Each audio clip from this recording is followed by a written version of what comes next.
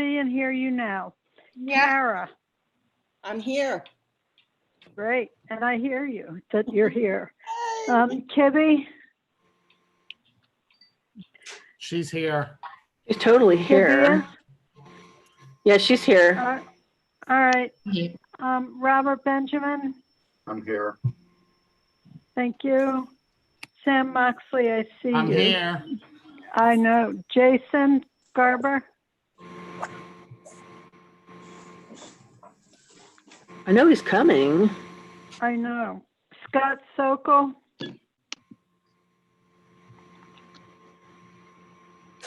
Jeff Bonner, Here, Logan.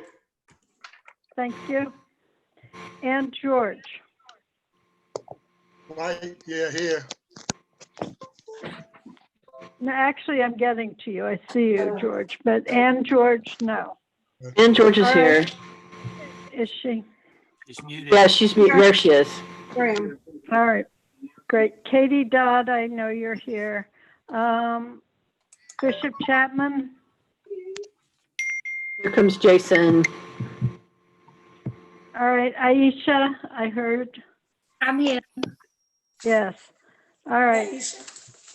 Mark Brewster. Here. You were sent the link for All tonight right. Nina, I thought you were here. Connie Gollenbeck.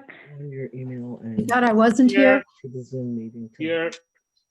All right. Rosita, Here. I saw. Here. Charlie, yes. Rosita, or no, sorry, I just said that. Charlie Smith. Tom Smith, I saw. Okay. Cheryl Gottlieb. I All spoke right. with her a short time ago. Sebastian. All right. And Danita Tolson, I saw. Let me go. Well, is there anybody I missed?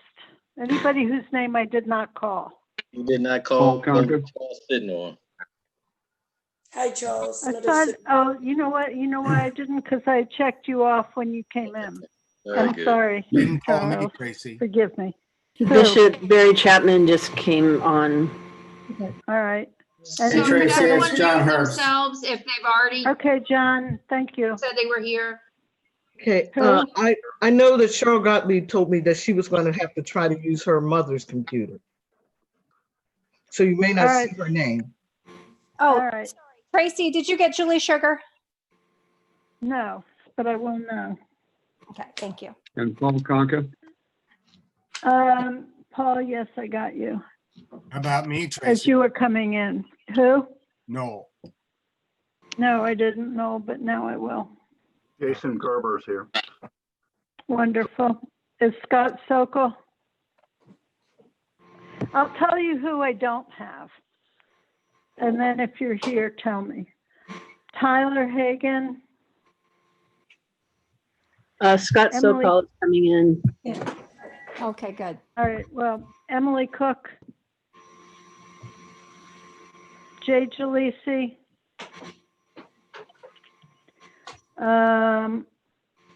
Scott Sokol is coming in, you said? He's there. Yes, he just got in. All right.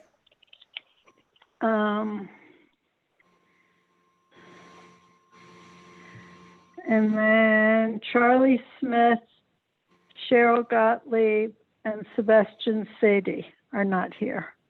Now, apparently we have some guests. Who are they? Yeah, because otherwise there should only be 38 people. Peters. What? Crystal Peters. Okay. And Sheila. Sheila.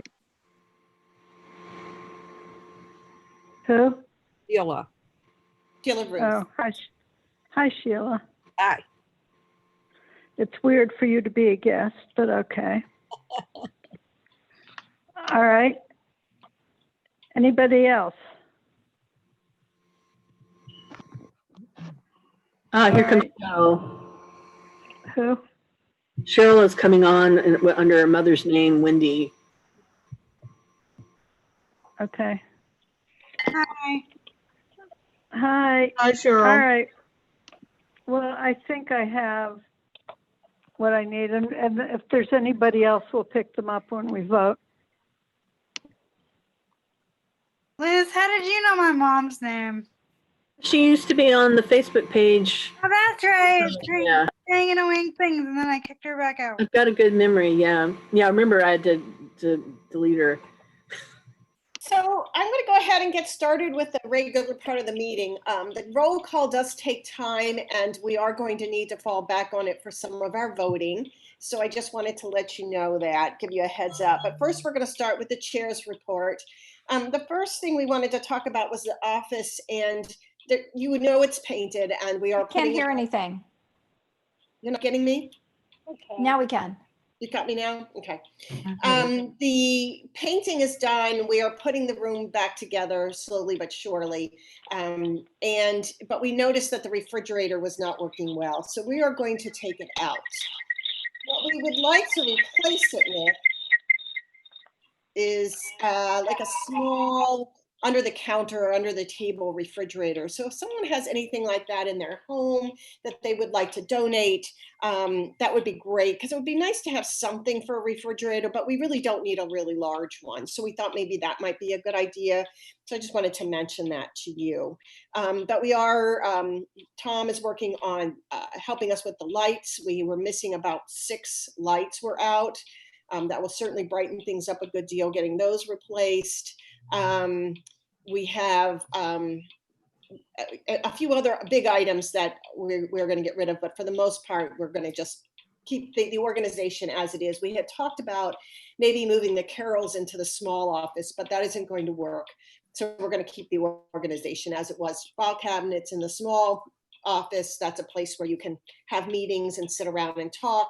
And then the carols will be outside for phone banking, and then we will have a large meeting room. The next thing is we wanted to talk a little bit about what's going on with the Maryland Democratic Party in terms of its organizational structure.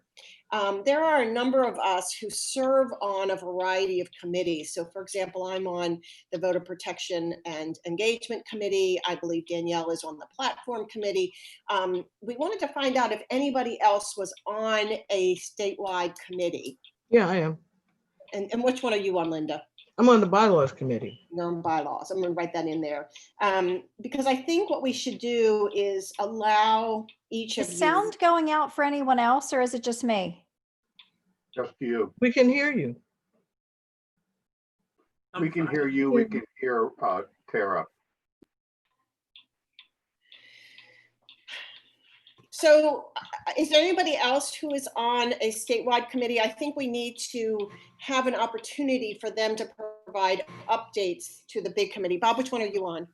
Well, Danny and I, Danny's associate, were on the Field and Data Committee, which just disappeared once Ben Smith left and Sam Hubbard left. So presumably we're still on that committee, but I have no idea what they're doing. So that's something for us to look into and to find out what's going on with that. Yeah, if you learn anything, let me know. I will, absolutely. So we just had talked about it in our executive committee meeting and thought it might be a good idea to provide that in the future as a regular sort of other business where anybody who is on one of those committees and has something to share, they can do so. We also realize that there are a number of diversity councils on the Maryland Democratic Party, and we all don't know a lot about them. So I asked Sheila Ruth to come in as a guest to talk to us about these diversity councils, maybe help us know who to contact. We all realize that things in our country right now are not going the way we would want them to, and many of these diverse groups are in some trouble. So I'm going to hand the floor over to Sheila. Hi, everybody. It's great to see you. I miss you all. So glad to be here.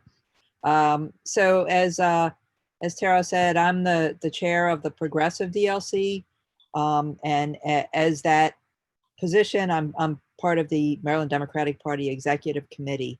DLC stands for Diversity Leadership Council.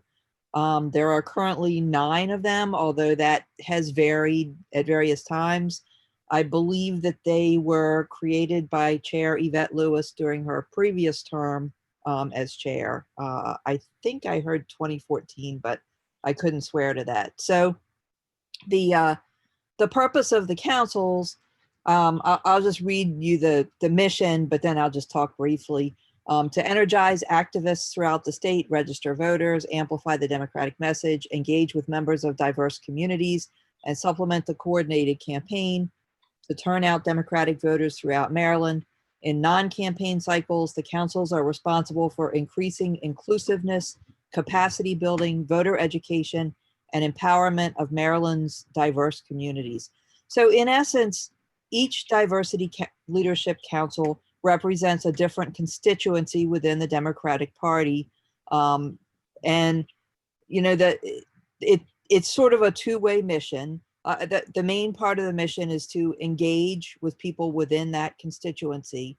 And a large part of that is getting people active in the party, volunteering, donating, voting, participating in events, but it's also, bringing the concerns of that community back to the party, making sure that community is heard by the party, their concerns are heard and that they are represented.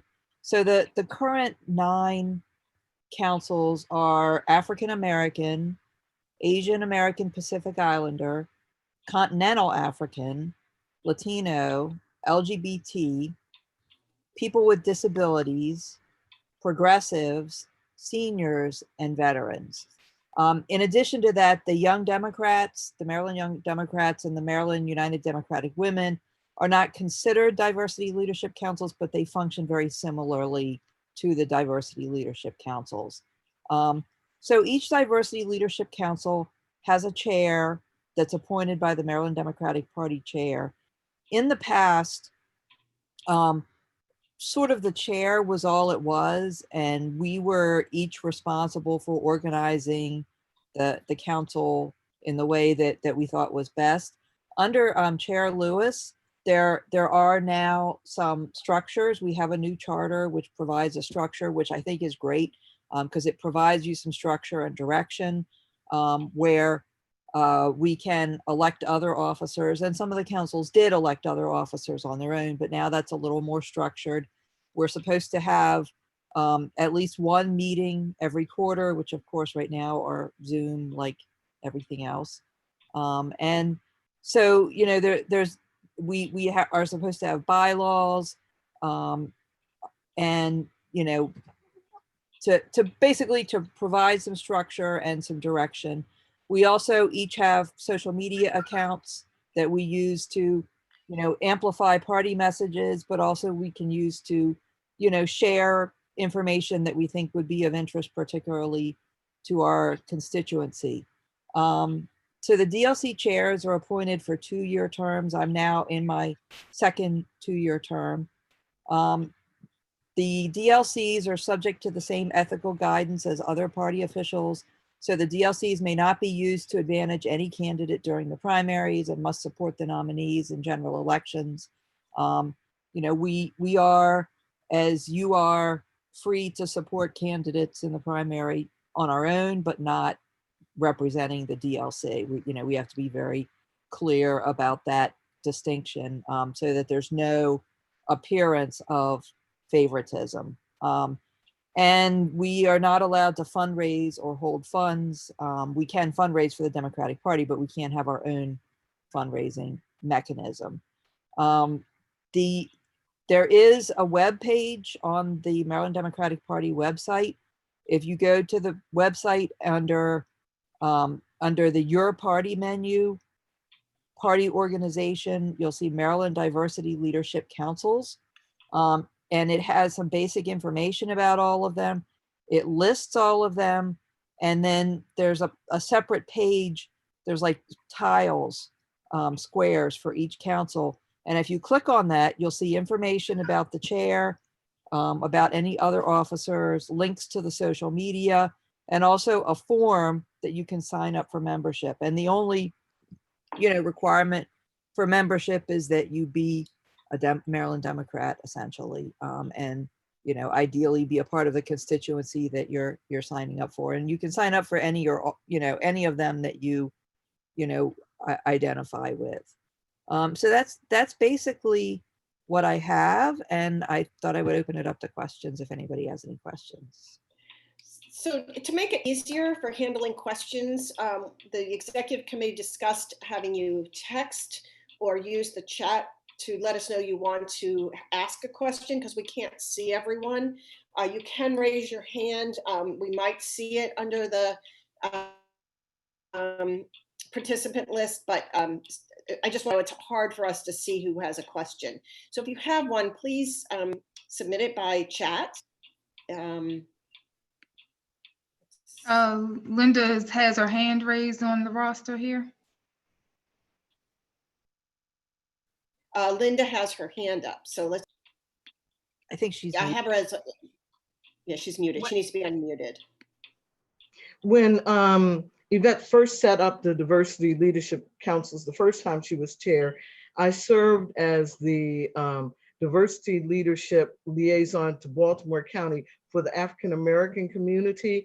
And some of you may have seen at the African American Heritage Festival, I had a separate tent that was separated from the central committees that was just specifically, was nearby.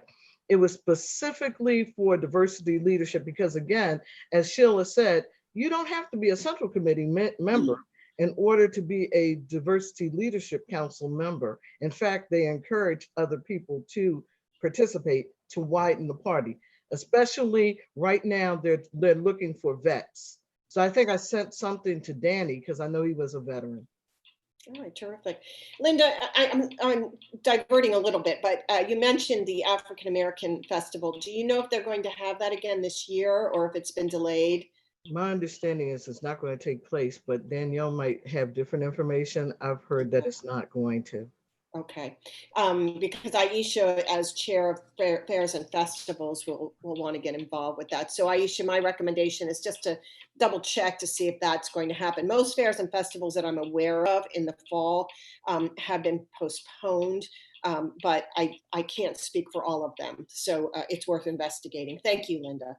So if I may chime in for a minute, I used to be the on the board for several years for the African American Cultural Festival. So I don't think it's going to happen because a lot of things have been postponed this year. But what I will do, Aisha, if you can give me a call and I can get the information that you need, because they may be doing something like a Zoom type of conference. Okay. Like what most people are doing. Okay, I will. Okay, so now let's see if there's anybody else who has questions for Sheila, because she may want to not stay on for the remainder of our rather long meeting that's ahead of us. So any other questions for Sheila? Could I just add one thing before you take any other questions? That I mentioned that there's 9 of them currently.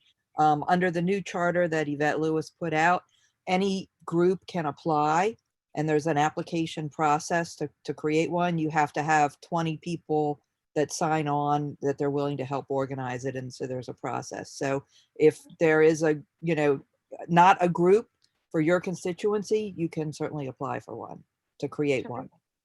Terrific. If there are any other questions, just raise your hand or send me something through the chat. Either way. Sheila, thank you for your time this evening. It was wonderful to see you again, and I wish you the best. I'm glad to know you're healthy and happy and all is well. Thank you so much. So the next thing on our agenda was to talk about the Congressional District 1 race. And it actually has worked out that we will not need to do a selection. The concern had been that Allison Galbraith would win, even though she had withdrawn, and then it would be up to the 12 county central committees to discuss who we would appoint for that candidacy. But Mia Mason won outright, and so we will be able to move forward on that one. So that takes us out of the chair's report and moves us into old business. And old business means it's time for us to nominate officers.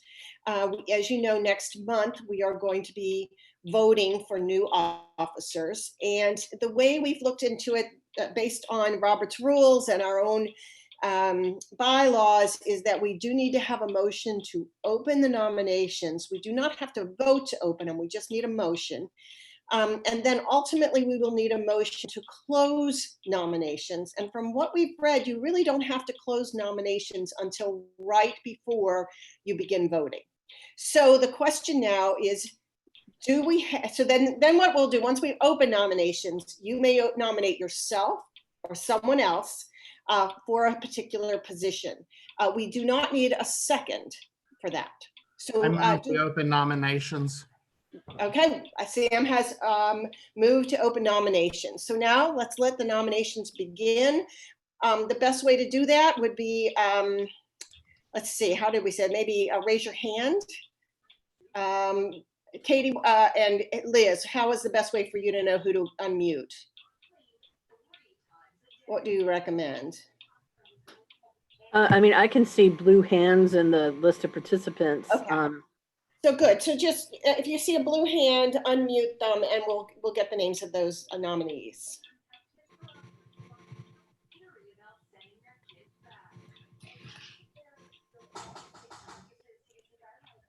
Well, Linda, I think had. Oh no, it's gone.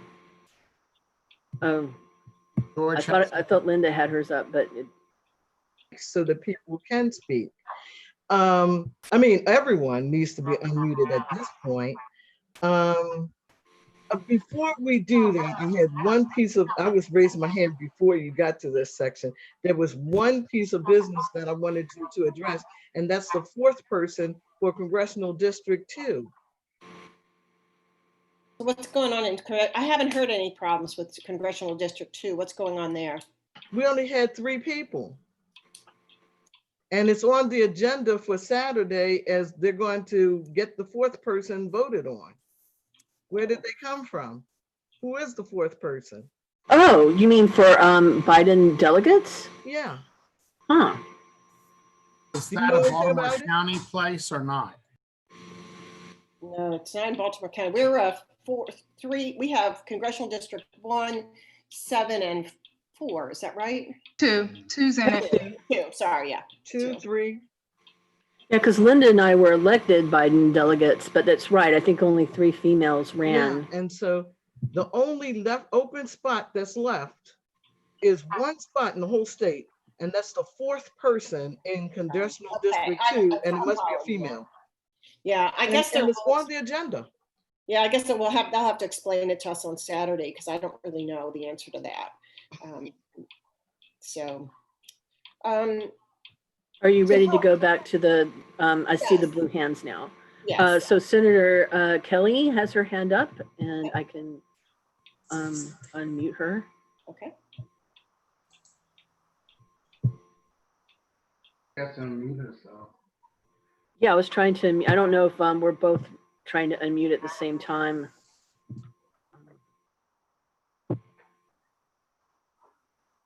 Can you do an unmute all? Yeah, let me just do that. Yeah. Okay, everyone's unmuted.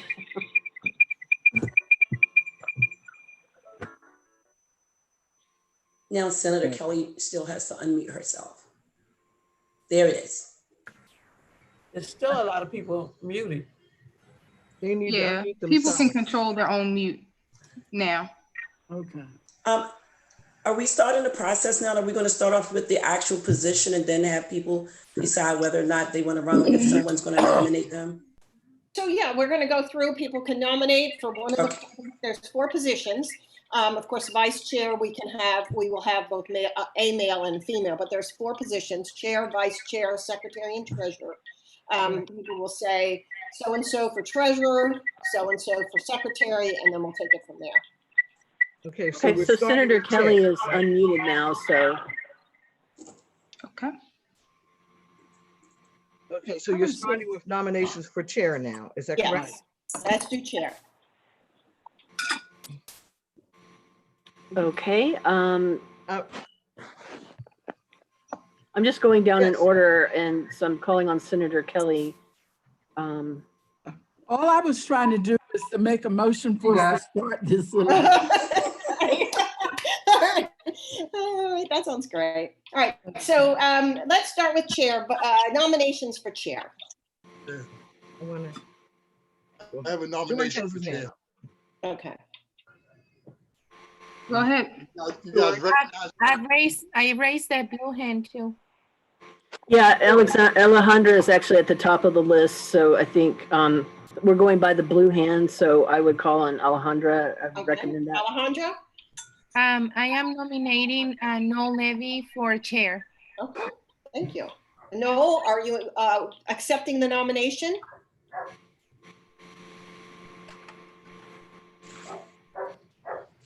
I am accepting the nomination. Thank you. Other nominations for chair? Hey, Danielle has her hand up. Oh, I'll let someone else go first for the George nominations. has his hand up first. George is up next. Okay, on my list, I'm just going in order of my list. So that's fine. Maybe provide instructions. Does everyone know how to raise their hand on Zoom? Because people are raising their hand physically, but I do not see a blue hand in the You actual need to chat go box. to the participants thing and press Yes. that. and Yes. Yes, so if you are trying to raise your hand, raise it on there because. Okay, so right. George has his hand raised very nicely in blue. George, start speaking. Okay. Oh, okay. Thank you. Okay, this position of chair for the Baltimore County Democratic State Central Committee is now available. This position needs someone who will do his or her best for the welfare of each of us and the Central Committee in general. We need a strong yet caring leader and motivator to continue in the positive direction we are going in. I would like to nominate Dr. Crystal R. Francis. Dr. Crystal R. Francis holds a PhD in public policy with a specialization in organizational management and leadership. 30 years resident of Baltimore County, lifelong Democratic Party.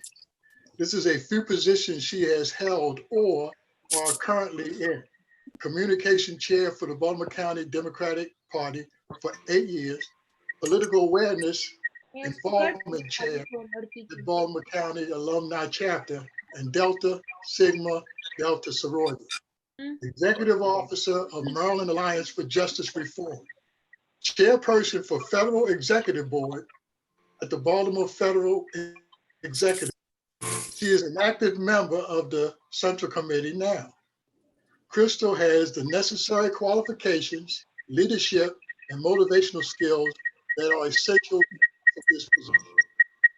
I believe Crystal is highly qualified and is the perfect fit for the position as chair. I hope that all my colleagues agree and join me in nominating Dr. Crystal Francis as the new chair of the Baltimore County State Democratic Central Committee. Thank you. Thank you, George. Crystal, do you accept the nomination? Yes, I accept the nomination. Thank you. Are there any other additional nominations for chair?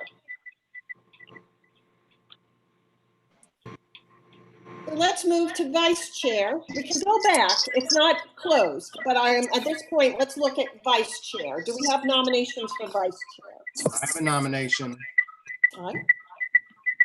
I would like to nominate Alejandra Ivanovich for first vice chair. Alejandra, do you accept the nomination? Yes, I do.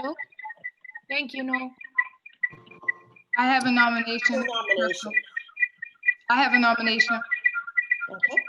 I'm gonna nominate Danny Blount for chair, vice chair. Danny, do you accept the nomination? Danny? I do. All right, thank you, Danny. Anyone else for vice chair?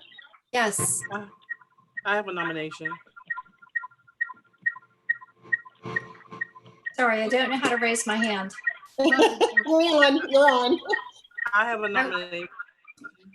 Okay, I'd like to nominate Jason Garber for vice chair. Jason, do you accept the nomination? Yes. Thank you. Any other nominations for vice chair? I will say that Scott Sokol and Pat Kelly have their blue hands up. Okay. it doesn't matter to me who goes first. Let's go, Scott. Who do you want to nominate? Scott, you're on mute. Unmute yourself.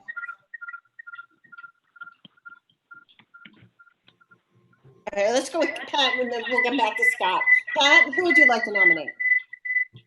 I can't see everybody. I am, can you see me? Now we got you, yeah. Okay. I'm actually unraising my hand. Okay. Thank you. I think. All right, no problem. All right, Pat Kelly, I believe, had a nomination. Pat. Yeah, her hand is down now, but I don't know. Okay. She has a mute on. Pat, unmute. Danielle Smith. Danielle, am I okay?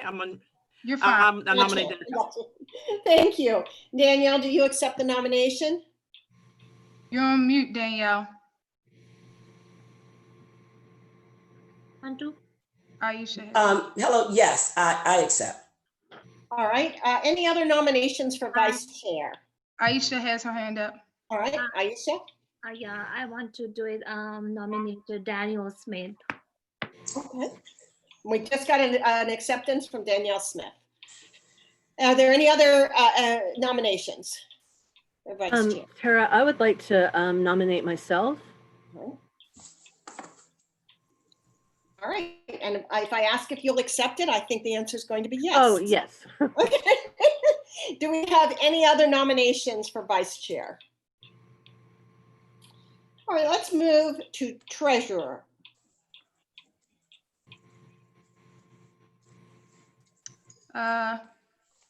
Okay. Julie had her hand up physically. Okay.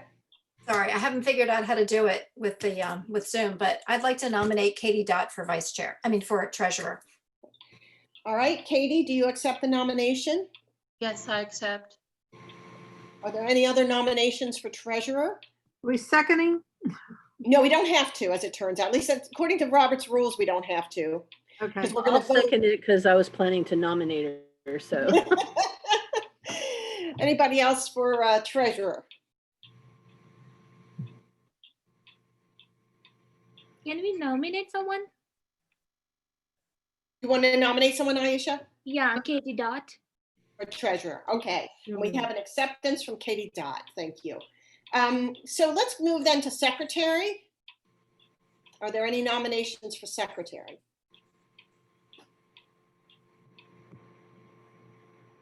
Okay. Pat Kelly has her hand up. All right, Pat. Yes, I'd like to nominate Linda Dorsey. Yeah, that's Linda has been, she's a veteran with the Democratic Central Committee among all other involvements and committees that she's been working with throughout her career in the state. And I think she's more than qualified. All right. Are there any other, Linda first, do you accept the nomination? Yes, I do.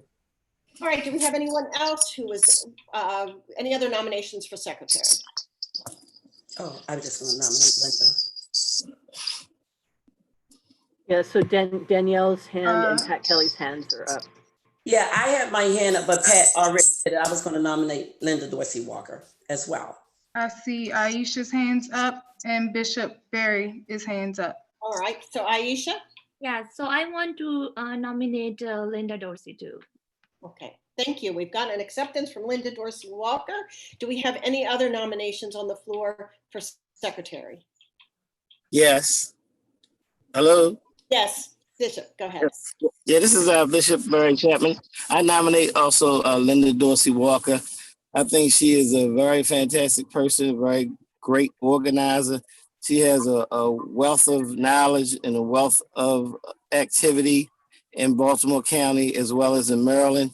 And she will definitely be suited to handle this very excellent and important job. Thank you. And we have an acceptance from Linda Dorsey Walker. Are there any other nominations on the floor? Danny has his, Danny, sorry. your hand is raised. Yes, did we do second vice chair? Vice chairs are combined, and it depends on who wins chair as to who gets first chair and who gets second. Yep. So we will pick a male and a female vice chair, and then their positions will be determined based on whether Noel or Crystal becomes the chair. Does that make sense? I'll explain it again. No, I understand. I You understand. understand? Okay, good. Yeah. And George has her hand raised. Yeah, I'd like to nominate Jeff Bonner for secretary. All right, Jeff Bonner. Jeff, do you accept the nomination?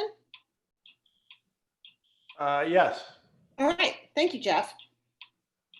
Are there any other nominations on the floor for any position at this time? They are not closed. We can open it, we can discuss it again next month, but we don't close them until right before the vote begins. So, but I'm just curious if there are any other nominations out there. All right, thank you very much. We have a nice list of candidates, and hopefully we'll have a great team starting in July. The way it works is that meeting next month begin with the old team, and then after the election, the old team ends their whatever you call it, their officers. They stop being officers, and the new team takes over. So midway through the meeting next month is when the new team will take over. All right, moving on to new business. I have my hand up. Oh, I'm sorry, Ann George. Go Yeah. ahead. Is there anything that happens between now and the next meeting when we vote? Like that we get information about the people? They can, it's really up to them, but they are welcome to. What generally happens, what is sort of required is that each person is given a 2-minute opportunity to discuss their why they want that position and what they have to offer and what their platform is, et cetera, and then we vote. They can do it, if they want to send to you in advance, they can. We did the last time, a lot of people did sort of their own sheets and sent it out to talk about their experiences, but it's not a requirement. Thank you. We have 2 hands raised. You have Scott Sokol and Danielle Smith. Okay, Scott? Unmute, Scott. Mute. How about that? There you go. Does that work? Yeah. I would like to get a list of everybody who has been nominated so far. Okay, do you want me just to read it off? Yeah, if you don't mind, that would be I great. don't mind. What we have right now is for chair, we have Noel Livy and Crystal Francis. For vice chair, and of course we pick 2, we'll pick 1 male and 1 female. We have Alejandra Ivanovich, Danny Blount, Jason Garber, Liz Brown, and Danielle Smith. Okay. For treasurer, we have just Katie Dodd at this time. And for secretary, we have Linda Dorsey Walker and Jeff Bonner. Okay. All right, and Danielle, you had your hand up. Yeah, so Mike, I just wanted to make sure, clarify.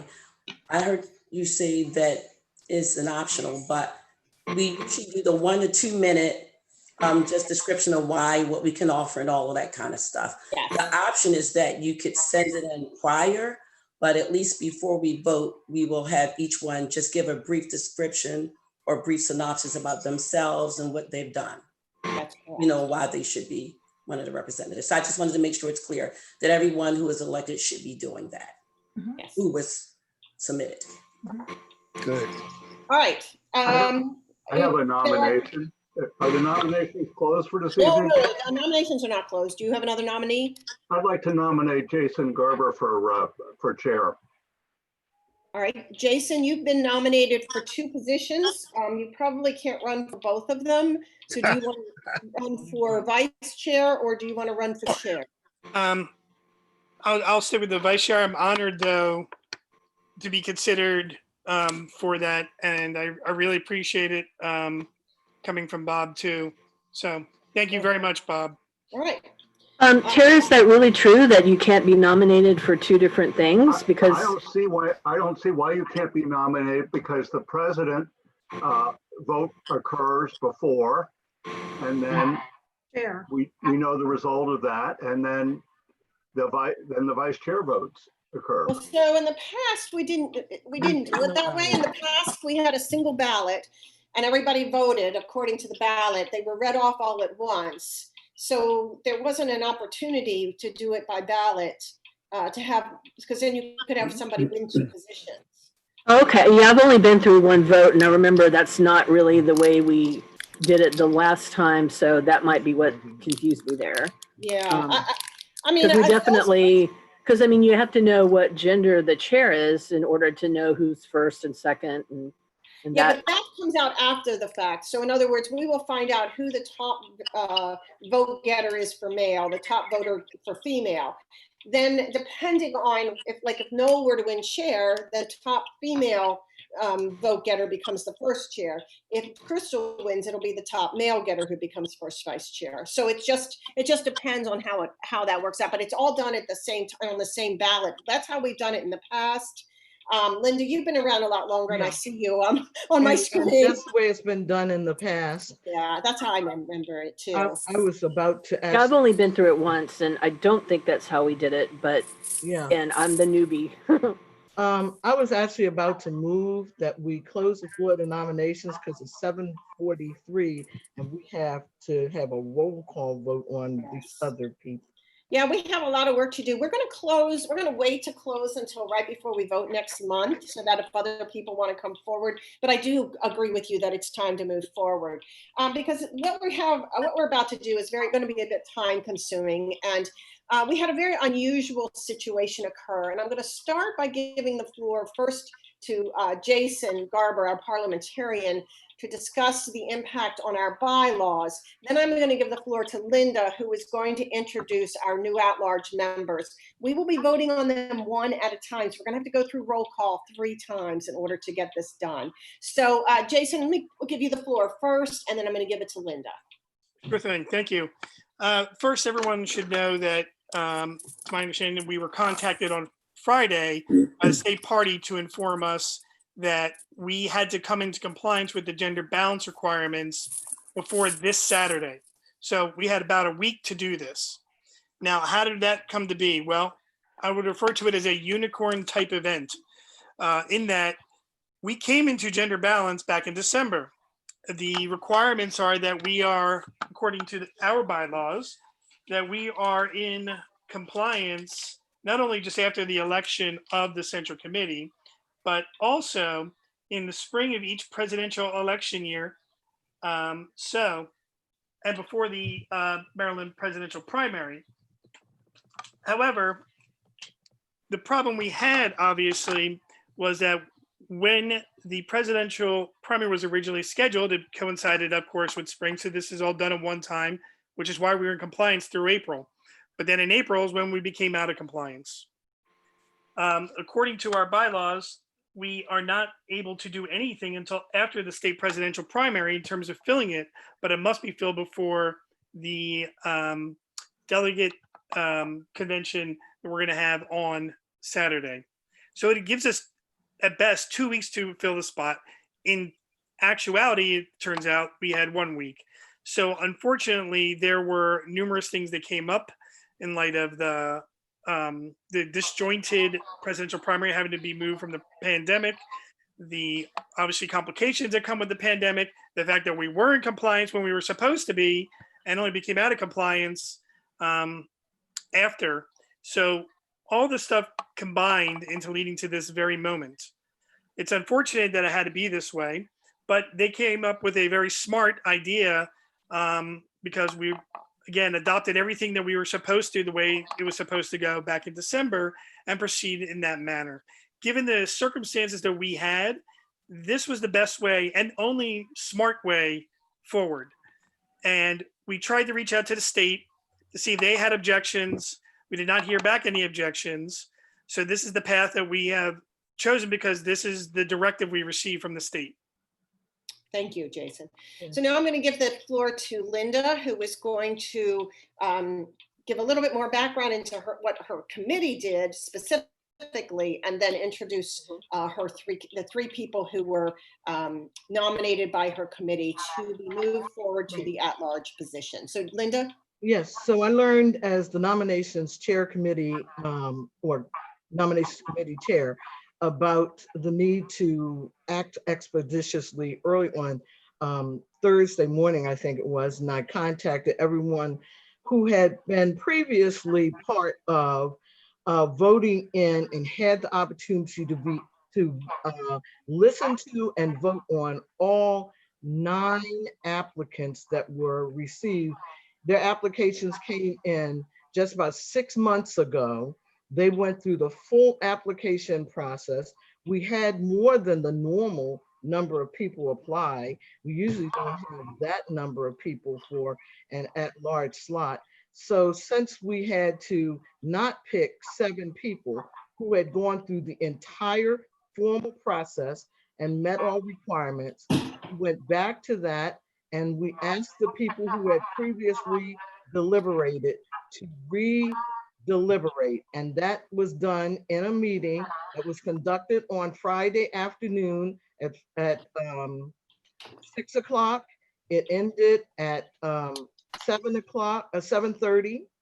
I'm sorry, it was conducted at a meeting at 5 o'clock and ended at 6:30. So at any rate, we spent an hour and a half at the meeting and we went through every candidate and every person had the opportunity to speak, pro and con for each candidate.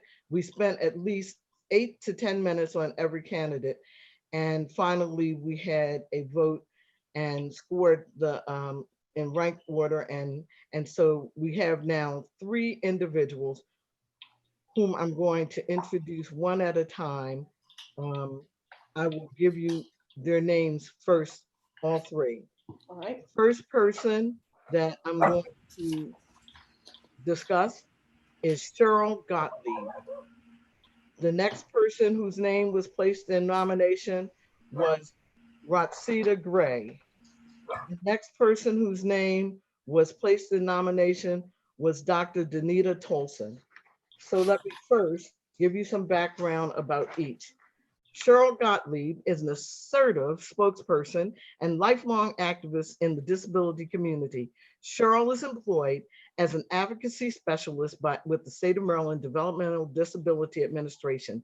She's been a member of ADAPT, On Our Own, and Disability Rights Maryland, and has attended local and national events on their behalf.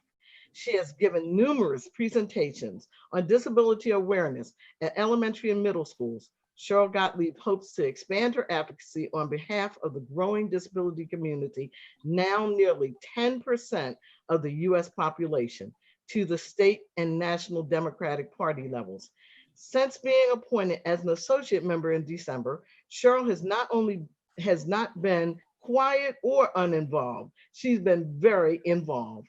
With each meeting she has attended since becoming an associate member, she has worked hard to enlighten the Baltimore Democratic State Central Committee membership by not only speaking out vigorously on a variety of Democratic Party issues, but she has also challenged historic ways of doing things and has always looked out for the political, physical, and financial disability interests of the county's most vulnerable citizens. Finally, Cheryl is a member of the Central Baltimore County Democratic Club, Indivisible, and Baltimore Women United, among other organizations. It's my honor to reintroduce to you Cheryl Gottlieb. Thank you, Linda. Cheryl, would you like to say a few words? So I don't really know how to follow that. Thank you for my nomination, and I look forward to working with people more, and I look forward to one day being able to be in the same room with all of you again. Thank you, Cheryl. Tracy, what we're going to do is hand it over to you for the roll call, and people will say aye, nay, or abstain. Tracy? Should we raise our hands? Oh, hold on. I got her. Okay. Can you hear me now? All right. Corey? Aye. Crystal? Aye. Eric? Aye. I'm sorry about the feedback. Justin?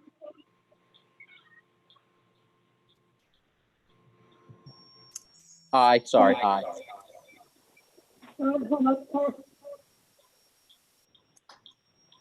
Aye. Paul Confa, Aye. Ed Livingston, Tracy, we can barely hear you. I can I barely. can't hear her. all right, Ed, I I have can't a question. hear. I can't hear what she's Let me saying. just stop you for a minute. I'm going to go to our hosts. Somebody needs to mute something. I was thinking maybe Jason should do the roll call because we're having problems with Tracy's audio. Could they do? Could they click yes or no on the and then have it show up on the participant list? Yeah, raise your hand. Yeah, Well, we could. Well, just hit Okay. yes or no. Yes. Okay. Do you see that on the participants? All right. If you list that, you can The green hit or button, no. yes or It's a no. yes, red or no. green. Yeah, I on the don't understand. participant button. Oh. If I may, we're also going to be live on YouTube. So when you raise a hand, it has to be called out. Yeah, we can read it out loud. Just to clarify for how this is going to go. When the hand goes up, someone will read the name as in favor, correct? Okay. Yes. And who do you want reading the name? Since it's hard to hear Tracy, we're going to give it to you, Jason, if you don't mind. I do not mind. Okay. All right. So according to my participant list, we are going to be voting in favor of Cheryl Gottlieb. So if you mark that on the participant list with your hand raised or a check mark, yes, I'll call it out. There is a way to vote no. I will call that out. There is not a way to abstain. So do not put yes, no, or hand up if you choose to abstain. All right. With that in mind, I'm going to go in the order I have. So it's going to be out of order from the district list and out of order alphabetically. Okay? Got it. All right. So I'll start with myself. I vote in favor. Yes. Crystal Francis is a yes. Elizabeth Brown is a yes. Who is logged in as Baltimore County Democrats? That would be me. Tara. Okay. I figured that, but Tara is a yes. Okay. I'm All right. also yes. Danielle Smith is a yes. Harry, you were on, off, and now you're nodding your head yes. Are you a yes? Yes, because I got some technical error. Yes. Harry Bendari is a yes. Julie Sugar is a yes. Ann George is a yes. Kibirata is a yes. Bishop Barry Chapman is a yes. Danny Blunt is a yes. Hold on.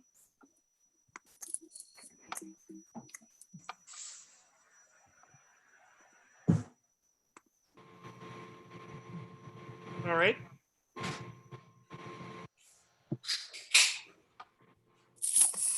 Need to go down my list here. Bear with me. Ed Livingston is a yes. George White is a yes. John Herbst is a yes. Linda Dorsey Walker is a yes. Pat Kelly is a yes. Bob Benjamin is a yes. Charles Sidner is a yes.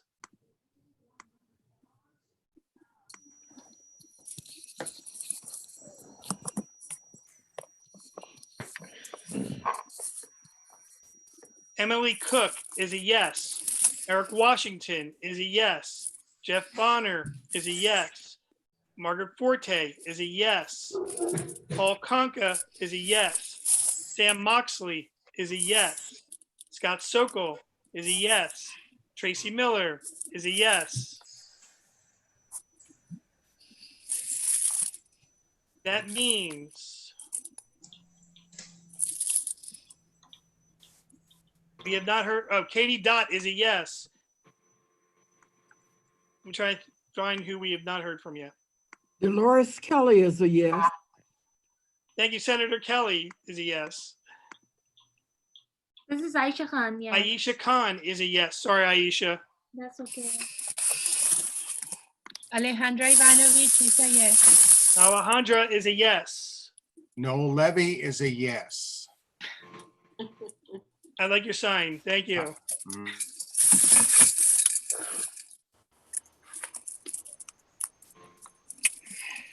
Let's see. Charles Sidner. Are you on the line? Yes, you already called me. I was a yes. I apologize. Corey Edwards.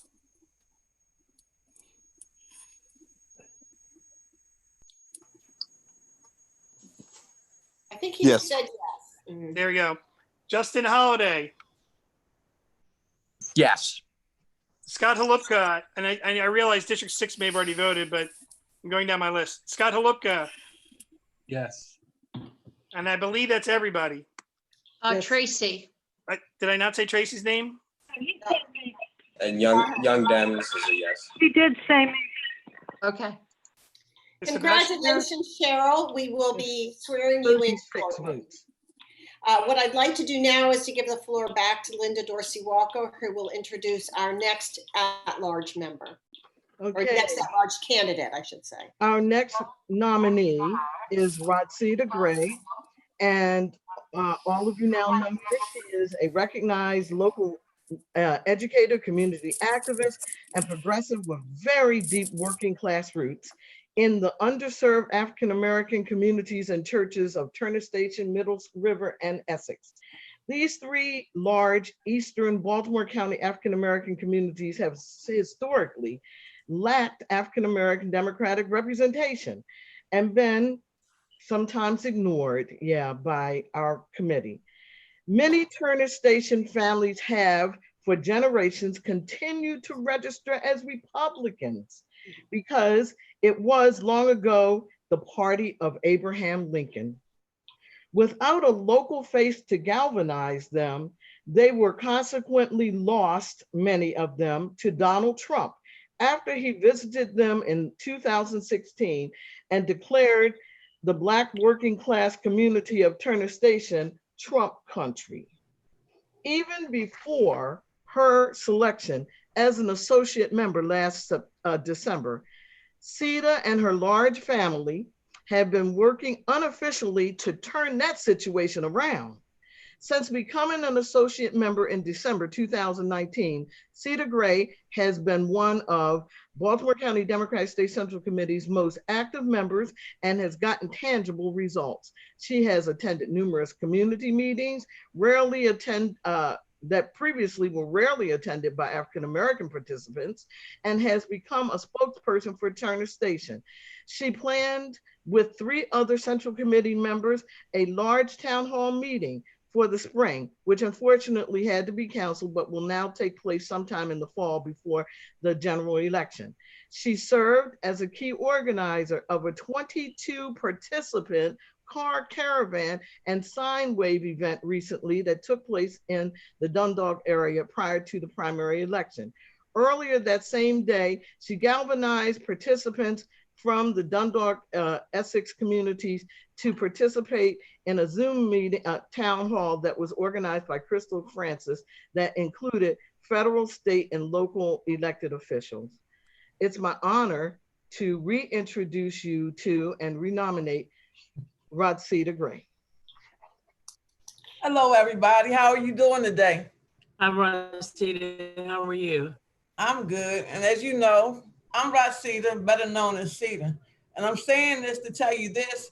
I want you to know my name. So if you see I'm doing the right thing, you can tell me. If you see I'm doing the wrong thing, you can tell me and feel comfortable with me, because I'm ready to work hard and be the best that I can be to help you all. I've already started by doing some things. And when I've been to the meetings, sometimes I've been the quiet one, sometimes I've been vocal. But what I have been doing is going to local community meetings, letting the people know about the central committee in which we're involved in, and let them know that, hey, we do care about them. I have been working with other different things within the community, not just what you see and what you know about.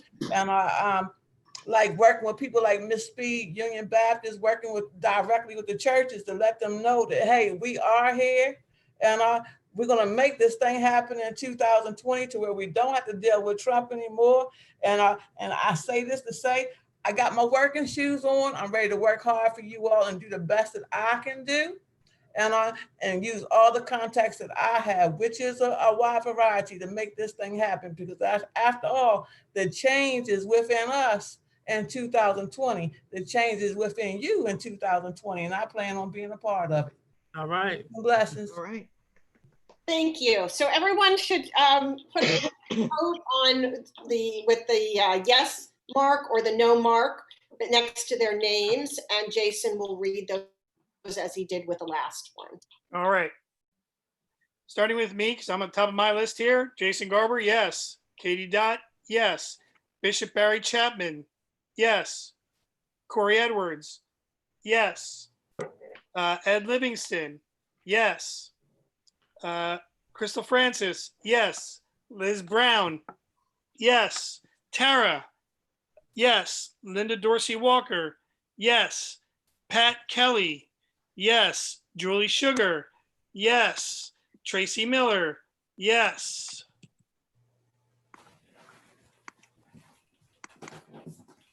Bear with me here.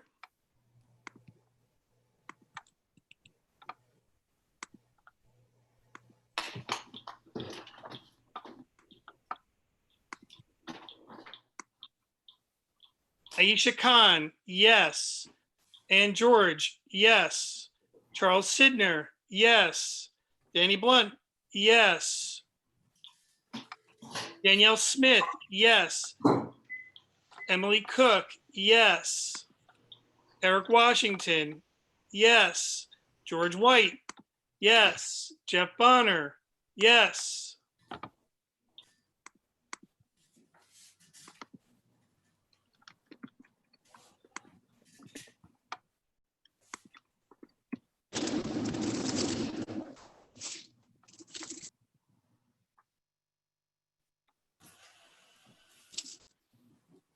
All right.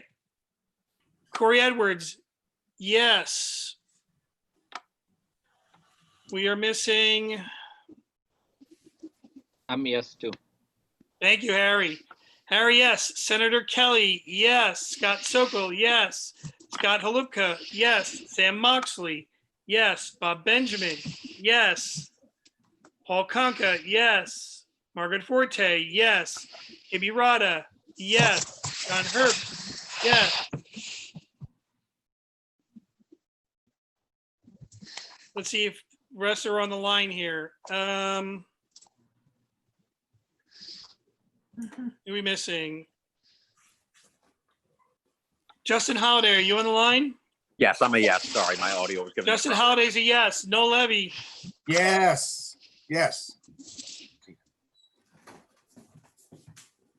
Who am I missing? Sebastian?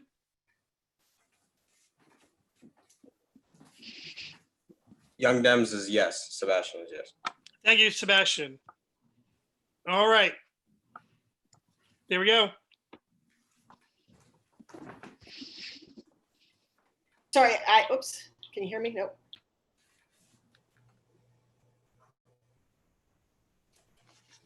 Can you hear me? Yes. Okay, sorry. I muted myself during that period, so I didn't want to speak and then I couldn't get back on. So congratulations, Sita. We are really excited to have you on board. We will swear you in momentarily. What I'd like to do now is to give the floor back to Linda to introduce the third candidate for at-large. Okay. Hey, Tara. All right. Yes, So I'm now going to introduce Dr. Danita Tolson. But first I want to say something. Right now, our country is at an important inflection point. Up until now, my generation, the baby boomers, have been the largest generation in this country. We've now been officially replaced by the Gen Xers.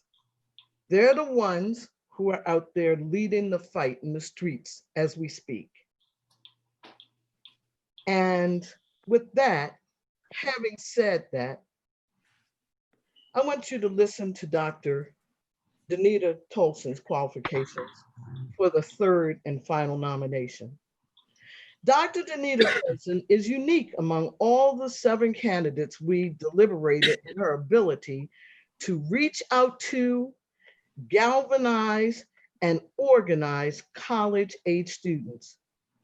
At a point in time when our nation is at an important inflection point, Danita Tolson has already demonstrated to many of us who are present and have been long members of Baltimore County State Central Committee, her ability, her interest and willingness to get young adults of all races, but particularly minority students, politically engaged, not just by protesting, but also by learning the intricacies and operations of the Democratic Party system. She did this despite not ever having any membership status with the Baltimore County State Central Committee. Time and time again, she brought groups of college students to the Baltimore County State Central Committee's late night meetings, who observed and took notes about the workings of the political election and party processes. Other people could have done the same, but she chose to make it her mission. She did not do this because she was a professor of nursing or that it was required as part of her program, but because the students she mentored wanted to do so and she wanted to do so. Over the years, Dr. Tolson has gotten the students she mentors to volunteer as extra staff at our political and other organizations' political events, including fairs and festivals, our Unity Dinner at the Maryland State Fair, and so forth.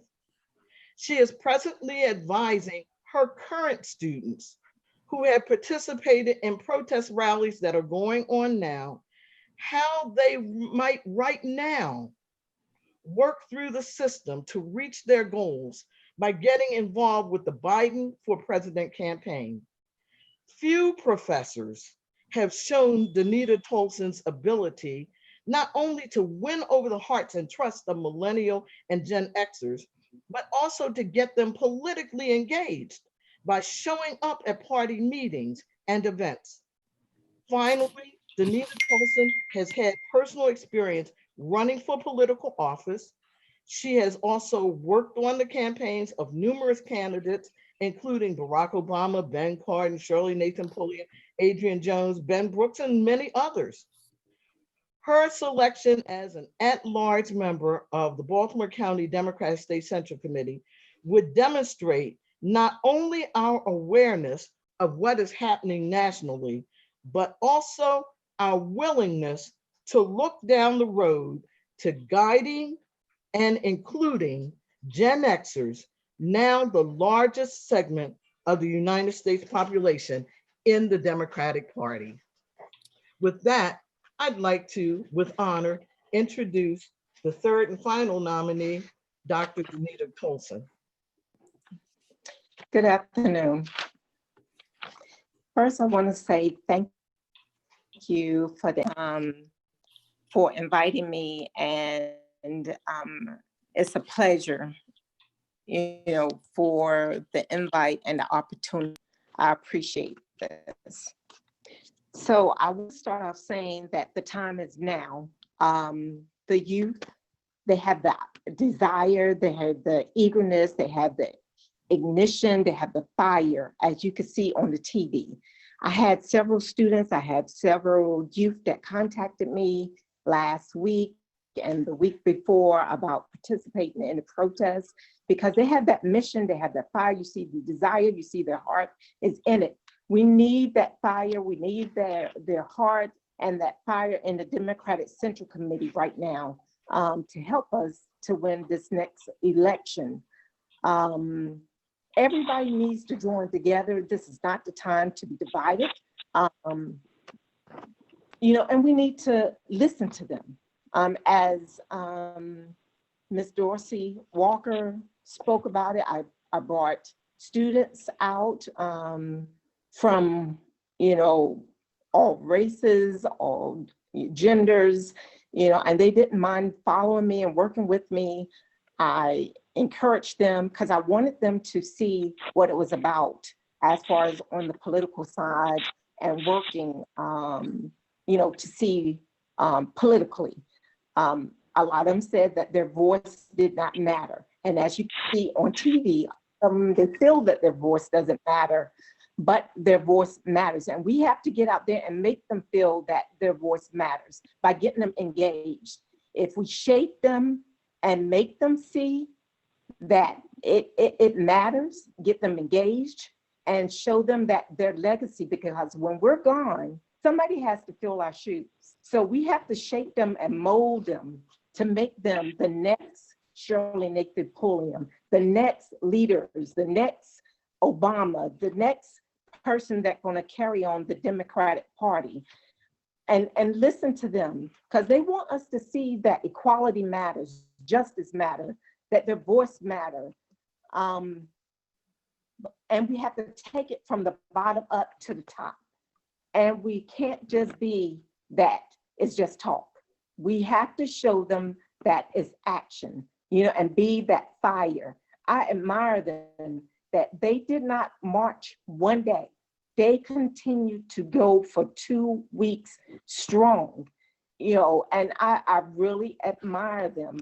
So we have to have that fire, that energy that they have as far as to get out there, you know, and I admire them for wanting to work with me to go door to door in the past because they saw something and they wanted to learn. Even coming to the meetings to the Democratic Central Committee, after the meetings, they said they learned a lot. So I really look forward to bringing the students and continuing to shape them and maybe partnering them with others in the Democratic Central Committee to maybe engage in them even more, to work and partner and to make us a stronger party. Thank you. Thank you. So now I would like to ask, we need to vote for Danita. Just again, use your marker, yes or no, and Jason, you will read off the names.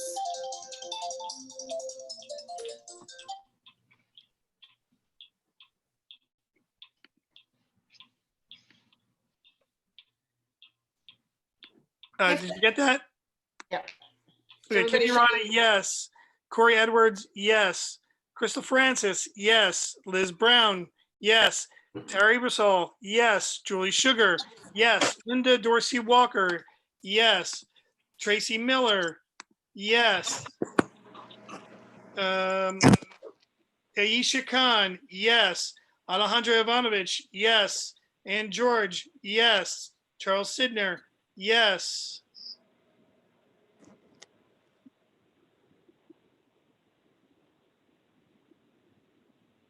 Danny Blunt, yes. Danielle Smith, yes. Ed Livingston, yes. Emily Cook, yes. Eric Washington, yes. George White, yes. Jeff Bonner, yes. John Herbst, yes. Margaret Forte, yes. Pat Kelly, yes. Paul Conca, yes. Bob Benjamin, yes. Sam Moxley, yes. Scott Halupka, yes. Scott Sokol, yes. Senator Dolores Kelly, yes. Tracy, did you vote? Can't be heard. Tracy Miller?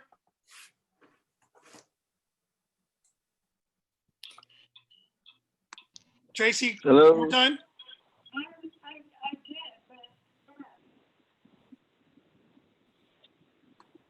Hello, this is Bishop Brian. All right, yes. Thank you. Sorry about that. Bishop Barry Chapman. Yes. Thank you.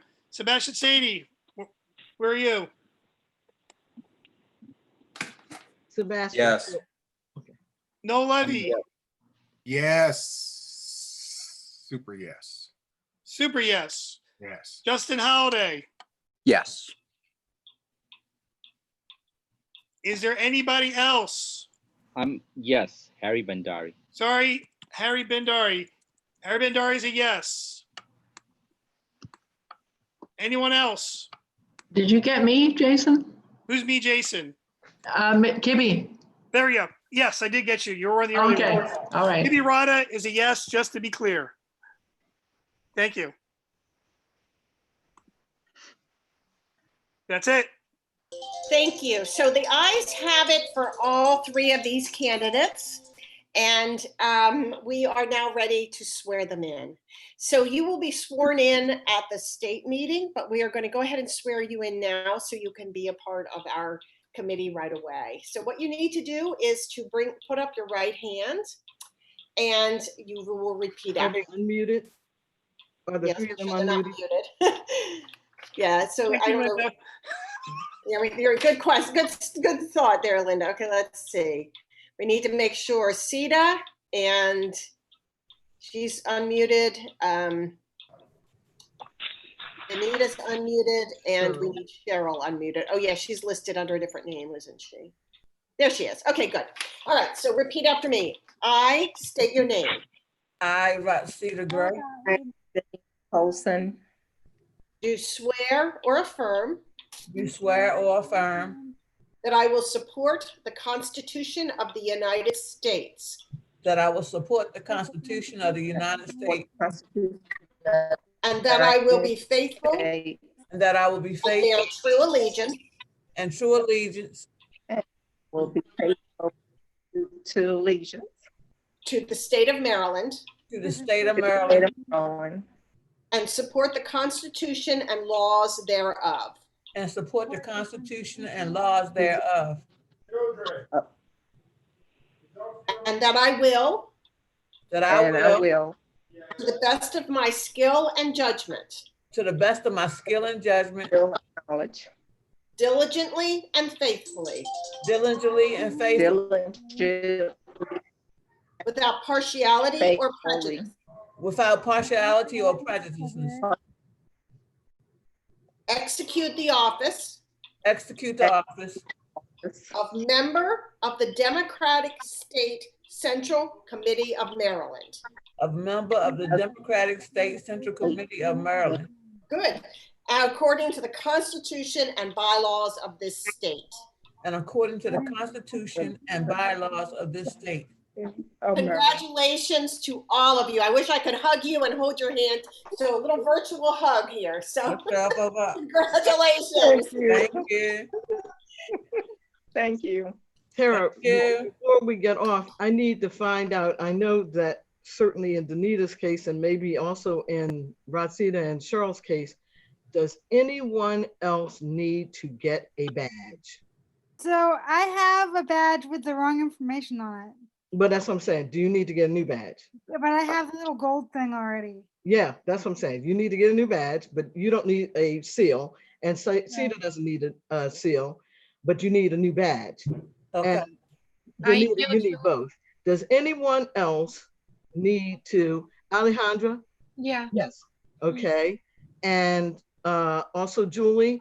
So can you do me a favor? If you, in fact, let me just. Why don't they just put it in the chat and we can copy and paste it and email it to you? Right now, because there's only a limited number of seals that this lady has ordered for me. And so, and I've got them all. And so I need to know in advance how many actual seals are needed because they're running out of those seals. And so she's already holding them for me. So please send a message through chat so that Linda can see who needs those. We are going to move on because it's already 8:22, and believe it or not, we have not approved the minutes or the treasurer's report because we got out of order. So we're going to start with that, and then we will go on and see if there are some subcommittee updates. So we'll begin with the approval of the minutes. Do we have a motion to approve the minutes? I move that we approve the minutes. All right, and do we have a second? I'll second it. All right, this can be done by voice. Those in favor say aye. Aye. And opposed? Therefore, the minutes have passed. For the treasurer's report, Katie, is there anything you want to explain about what's going on with our finances before we vote to approve? I just did have a wonder what. question. Oh, okay. I'm sorry, I had a question about the treasurer's report. Sure. I think last meeting we were talking about the protocol on how the painting and the different things that went on in our office. There was no clarity of how that came about. I know Alejandra was mentioned, and someone that she knew that that either painted or did some work in there. So can we get some clarity on how that came about? Clarity as far as what? The work that was done in the office. Well, what is the direct question? Well, we were talking about last month, we were talking about how that went about it because there was nothing listed in our treasury report about who it was and how it came about as far as voting on who was chosen to do the work.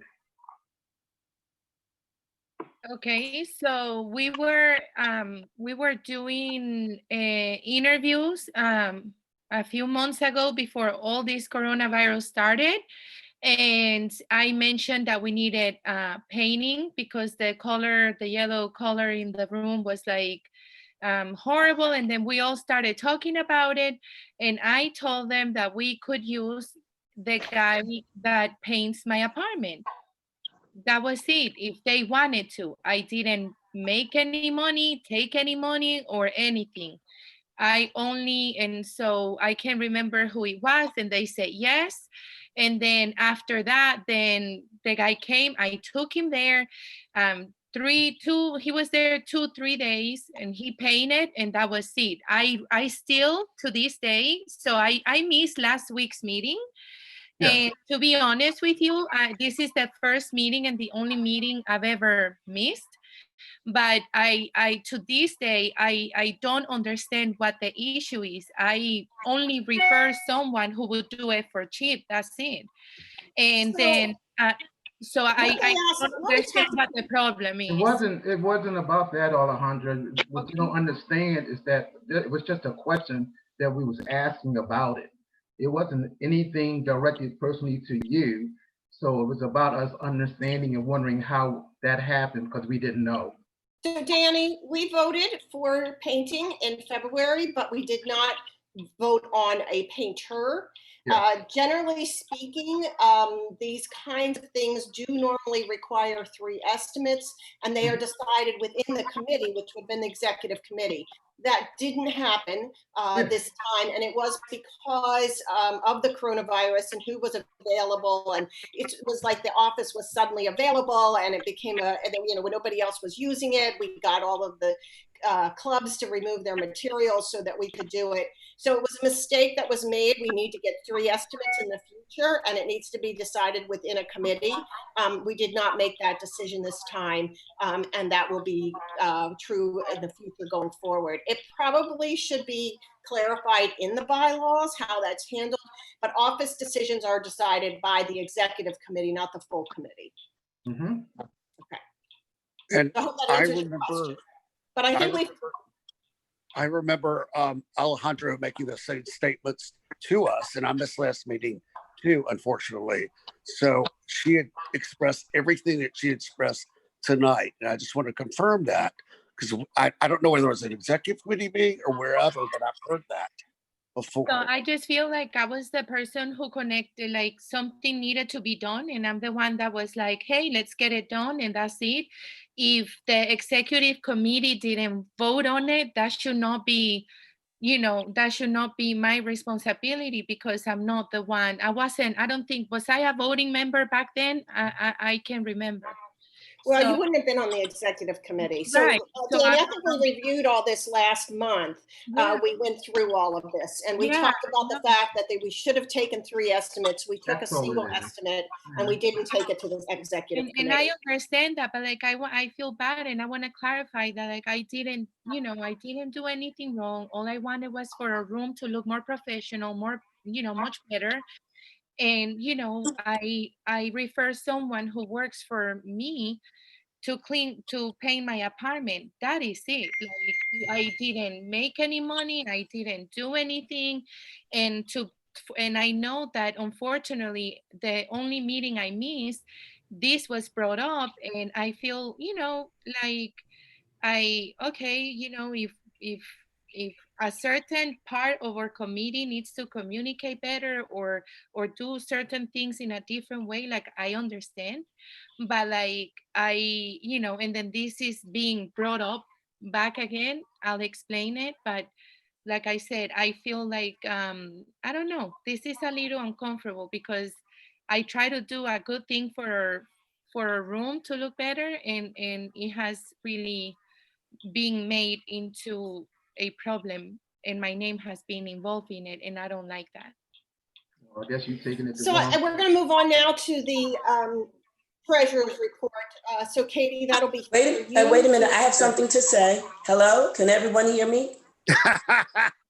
Hello?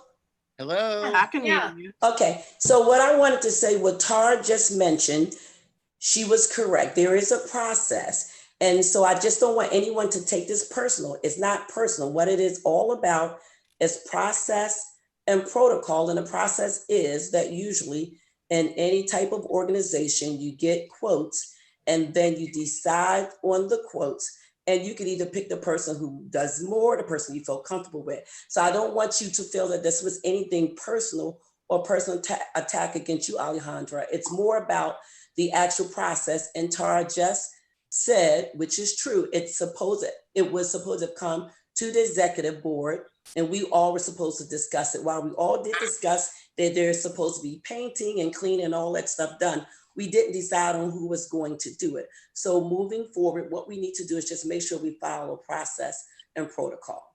And I totally get that, Danielle, and it's not that I'm taking it personal, but when you bring this up, so like I didn't make the final decision.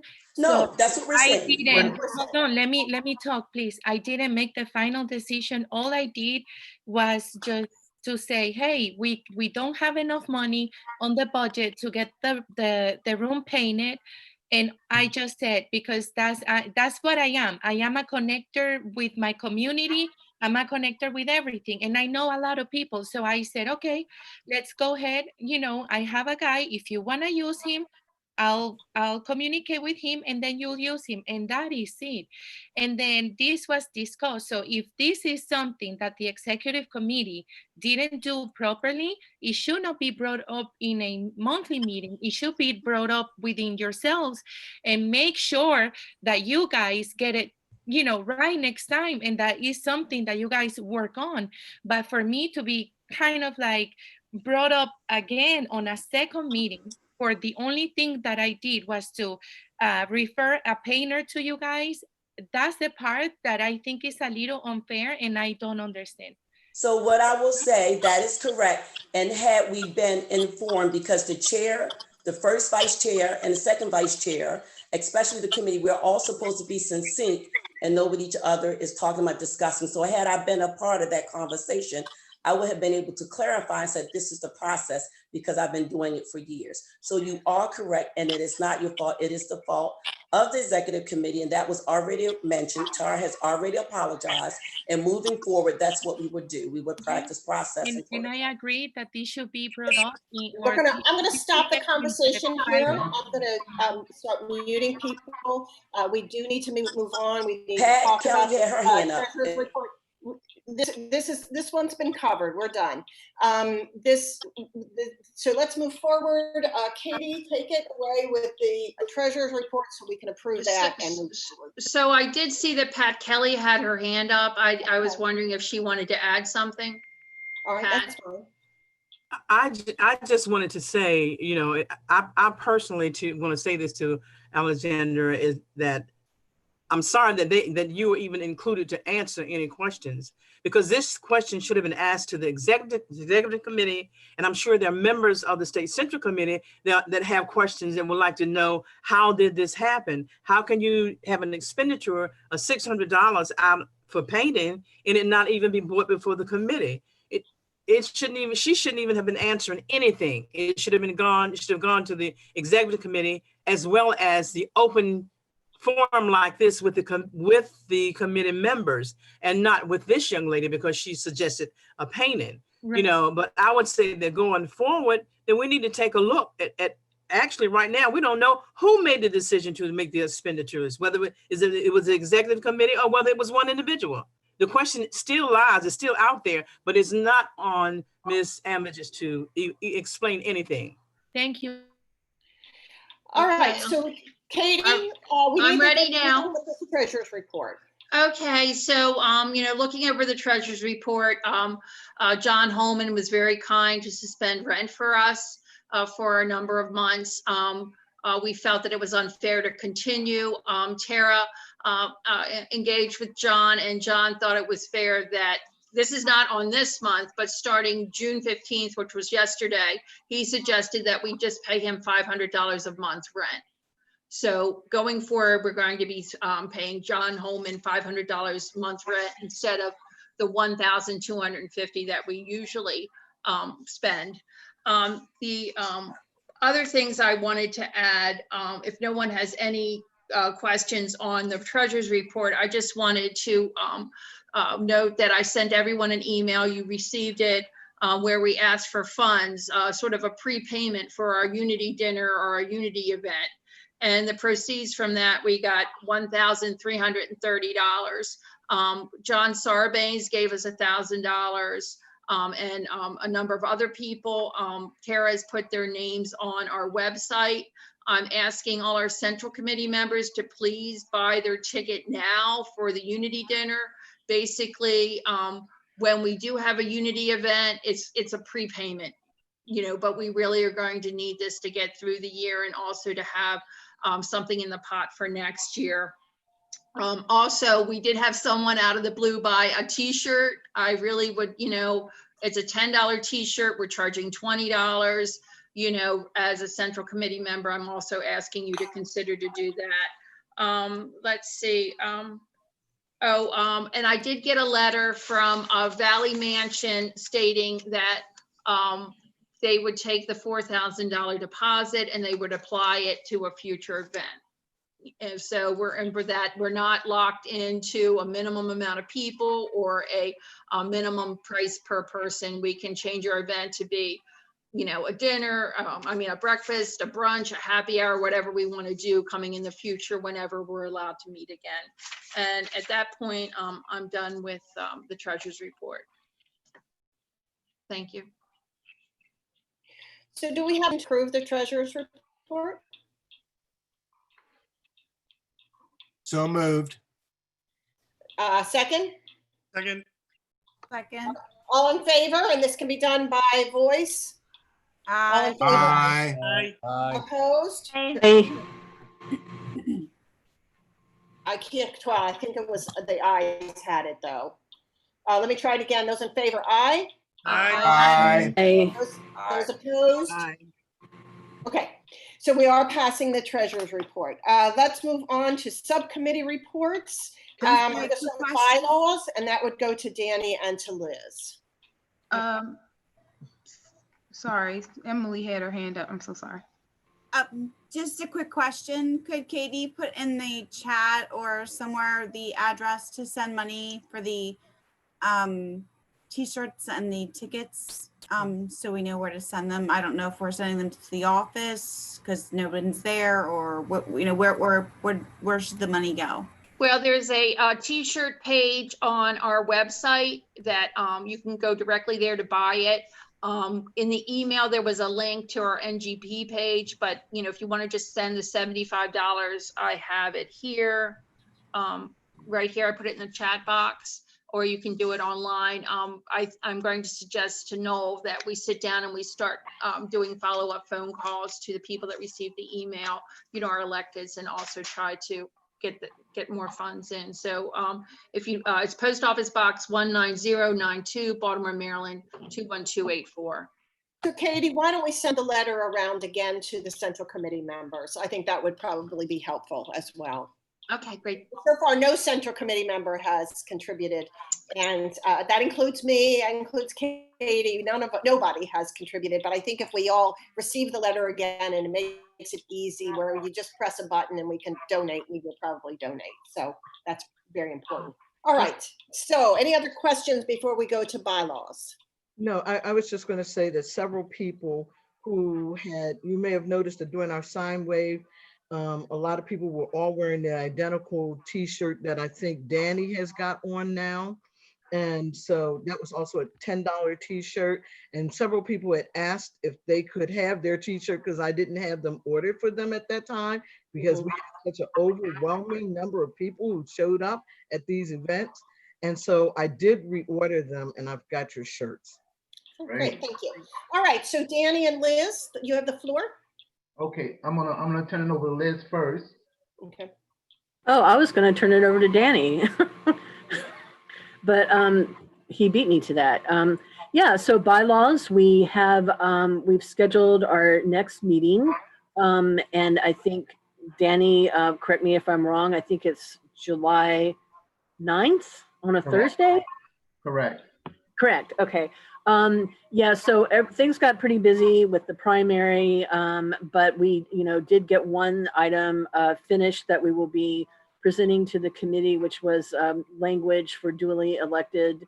And then we have a few other assignments that people are working on. So we're trying to schedule the next meeting to give people a chance to kind of catch up and get their assignments done. So, and it also, I will comment that it seems like every other day something comes up that seems like the bylaws committee needs to look at. So I think our work will never be done, but we will keep at it. Yeah, I think it's a long-term project you guys are in. You probably didn't know that when you signed up for it, but I think it's a pretty big project.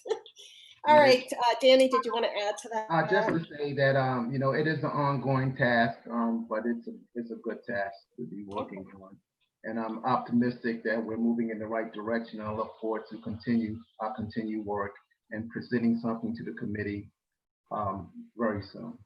Terrific. Thank you so much. So Aisha, I have you for fairs and festivals. I think things are pretty quiet on that front. Didn't know if you had anything to add. I just want to add that I ordered the tablecloth and tent, and hopefully like next few weeks I will receive that. Terrific. I'm done with that, but there is no special report because of the COVID-19. We cannot do anything, but I will call, Daniel about, the further information. So, yeah, but I don't have like specific anything regarding festival and theater. Thank you, Aisha. All right, Noel and Katie, anything? I think Katie kind of said some things on the fundraising front, but anything else from Noel? Yes, Katie knows the specifics. We got several $100s in the mail, several $100s from several people. Katie can give you more detail, just right off the bat when Tara's letter went out. Can you tell them some more, Katie? $1,340. So I know we can do better.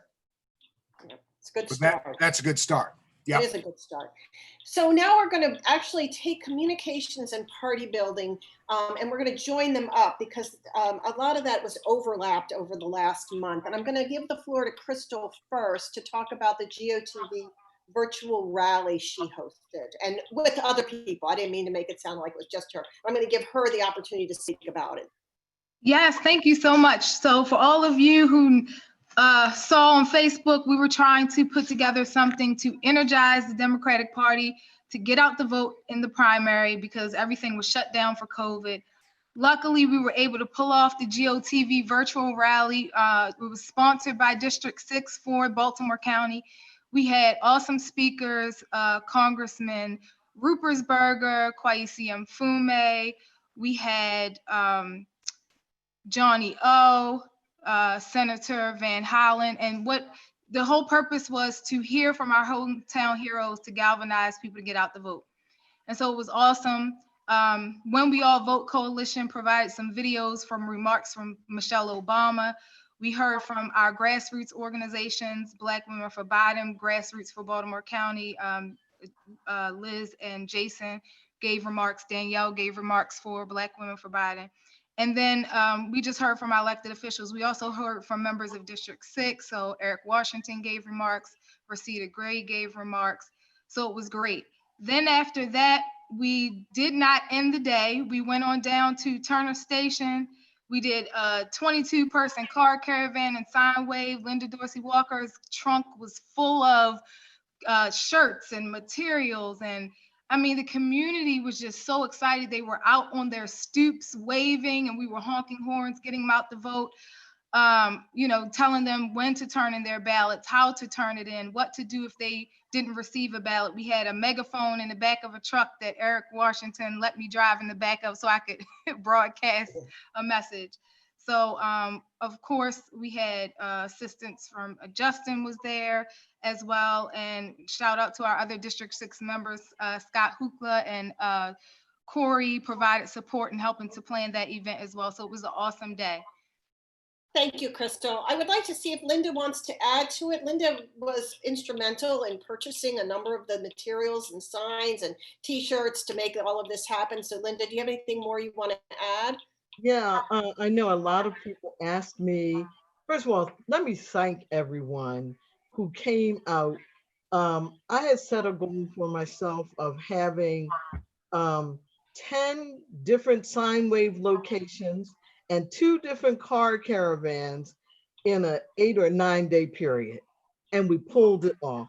We pulled it off as a group of different people. Noel Levy came, he was there. Tracy and her husband and her best friend was there.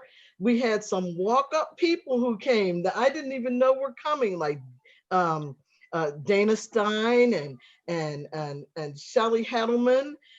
They came, and all of the people who came until the very last day, we still had some shirts to give out, but they got shirts. Anybody that didn't get a shirt, like I said, I've got your shirt, Tracy, I've got your shirt, Noel, because I put in another order. And many people asked for the signs that we had, and a lot of people on both sides of the county were excited. And I'm glad because we had remarkable turnout here in Baltimore County. And Shelley Hedelman said, Linda, this, as she was getting ready to leave, we've got to do this at least 1 or 2 more times before the general election. And we organize again. And I said, yes, not ready to start yet, but please, hopefully more people. Aisha was there, George, Danny, in the rain. I mean, in the rain, we were out there at Liberty and Washington Avenue for hours. And it was just a wonderful, Bishop, everybody, Claudia, I thank you all. If I didn't get your name, Danny, I apologize, but please, all of you come back again, and even more. I think Justin's fiance was out there, everyone, yeah. Thank you very much. George was able to capture the moment on picture, so you should see Yes. things on social media. Also, I'd like to add that District 44B, we had come together, Bishop, Burry, and Aisha and I. We had our Zoom meeting, and we had planned to come out on the same day. So we coordinated with Linda as well, and we was up at Route 40 at the Double T Diner. So we had planned that early on. So we all kind of collaborated together and made it all happen on that day. Like it was said, we was in the rain, and we was Route 40 and Rolling Road, and then we went down to Security Boulevard and Rolling Road. So just let you guys know, in the signs that are behind me, my wife, she made those. She likes to sort of draw things, so I just have to kind of preserve them. And I bought some spray that I can actually mount them on my vehicle, and the spray kind of seals them to keep them from running if it rains. But anyway, we are excited about what's about to happen, and we know we have to make some changes in the coming months. So I'm just excited to be part of what's going on. Sheeta had her hand up. I wanted to say that some of the people that came out for Turner Station, a lot of the community leaders came out for Turner Station that are real active in the community. And we had some of them that said that they voted Republican last time, and we brought them on over to Democrat. And so yeah, it was really nice. And the reverend that donated the money for our banquet came out to support us as well. So we had a little bit of everybody. Yes, wonderful. Yeah. Very, very nice. Thank you. That's all I have. So I appreciate that. I'm going to see if Jason and Liz have anything to say about the grassroots, Baltimore County grassroots for Biden at this stage. Liz, do you want to go or do you want me to? You can go first. Well, basically, we have a bunch of people signed up. We had some people participate in recent phone banks, both for Democratic Party and for the Biden campaign. But of course, as always, to expect this monthly, we're going to continue to ask that everyone continue their recruiting efforts to get even more people, because the more we have now, the better off we'll be come September, October, November, and then moving forward for 2021, 2020, 2022. So please, everybody, if you know of anybody who's going to be interested in volunteering in any way, in any capacity, doing any activity, please make sure to refer them to Liz, myself. You can provide my contact information for sure, or have them contact me. We're happy to do whatever we can to get as many volunteers as possible and work to make sure that Joe Biden becomes our next president, and to make sure that Democrats remain strong, both nationally, statewide, and of course, locally. Thank you. Liz? Yeah, I'll just add that we have the coordinated campaign happening now, which I understand that concept, but I wasn't sure exactly what that was going to look like. But a lot of the people that were working with Maryland for Biden are also still active. And so we're going to be having Maryland phone banks on Wednesday, which is tomorrow. I just received the info, so we'll put it on the Facebook. And also on Saturday, I think we'll all be at our meeting for the Saturday one.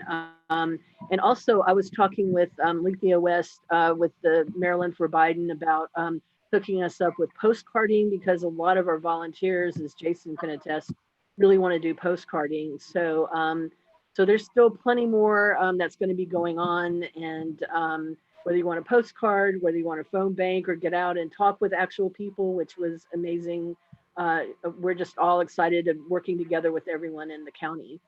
We're also looking to figure out how to schedule some fun events to the extent we can do so on, Zoom or whatnot, so that we all interact more, but also advance Joe Biden's candidacy. So if you have ideas, feel free to run them by us as well. So Cheryl has what she calls a semi-related question. So I want to see what Cheryl has. So, well, it's more related now than it was when I typed that, because it's on postcards. Okay.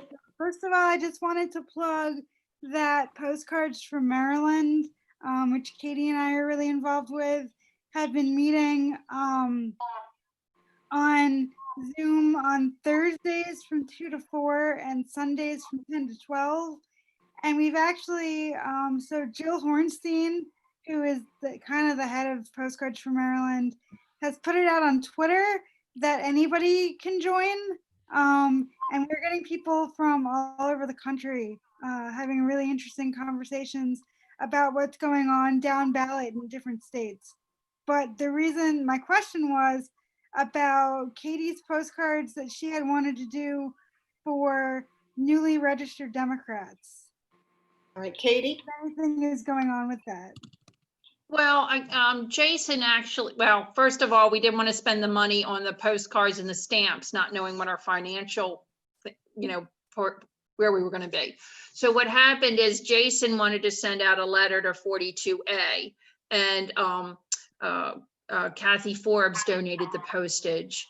Jason donated the envelopes, and I donated the printing.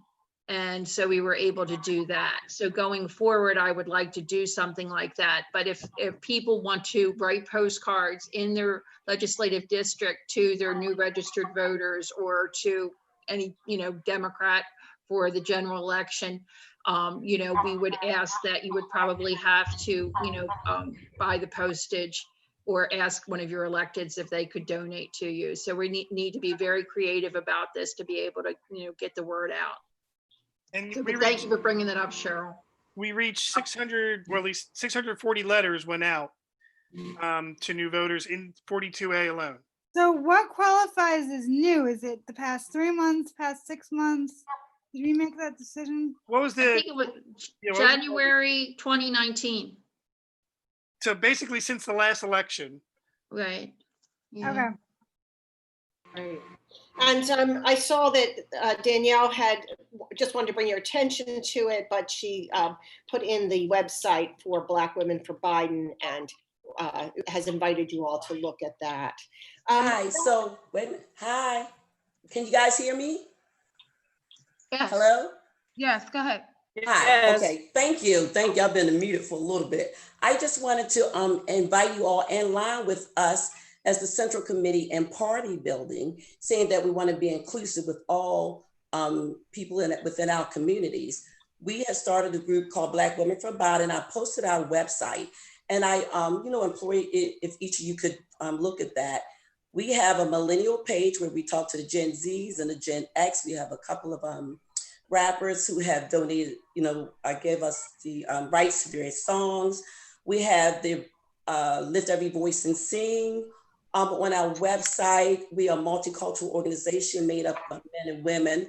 Thus far, we've had Congresswoman Val Deming speak, Honorable Carol Mosley Braun, and Bass.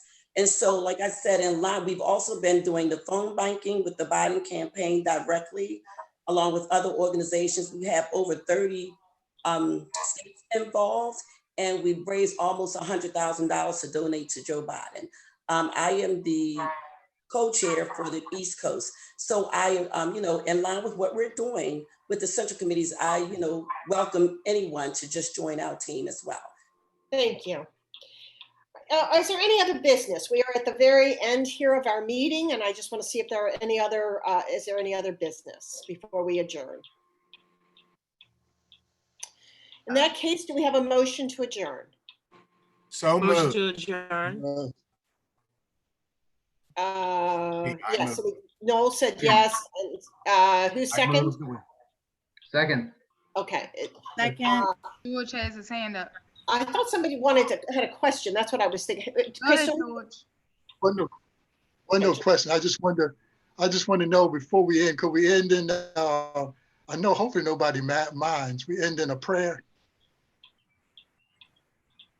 We don't normally do that. How about if we adjourn and then if people want to stay on to pray, they can. Can we do it that way? Okay, doesn't matter. Because it's not really part of our normal meeting process. So I think what we will do is adjourn and then invite people to stay online to pray with you. All right? Okay, that's good.